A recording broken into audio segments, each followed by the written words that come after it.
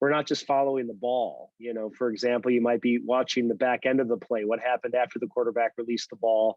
What happened back behind the line of scrimmage? What's happening on the periphery during a punt play per se? So what we'll do is we'll situate ourselves at the 30-yard line on the field. And so we're looking for particular injuries to the lower extremities, the upper extremities, how they get up off of the field after they've been tackled. When covering a game, your head is really always on a swivel. Your eyes are on the field, looking for players that are down, and need medical attention. Your eyes are on the sidelines, looking at players coming off the field. How do they look? Are they limping? Are they grabbing their backs or their arms, suggesting an injury?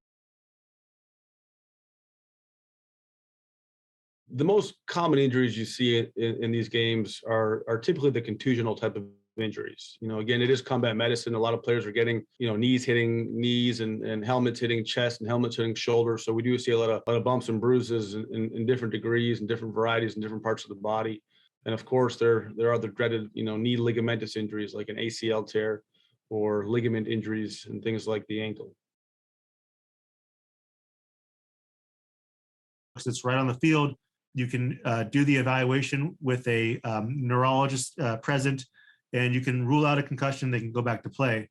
Similarly, if I have somebody that I need to evaluate their knee, there also is a training table that's out there in the open, but it's much nicer to take them in the privacy of the tent, just for their own privacy to be evaluated there. So it's more of just a privacy tent than anything.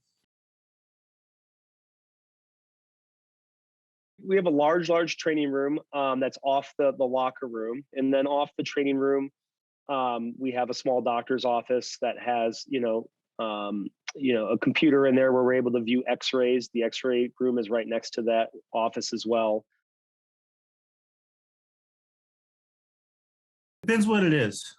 If it's a head injury, absolutely not. They are going to be out, and it's for their own good.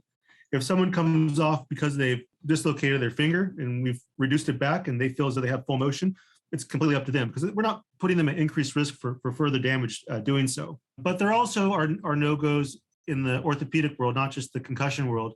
If someone has an ACL tear, that can significantly cause them further cartilage damage to their knee if we allow them to play. So in those circumstances, we would not let them play.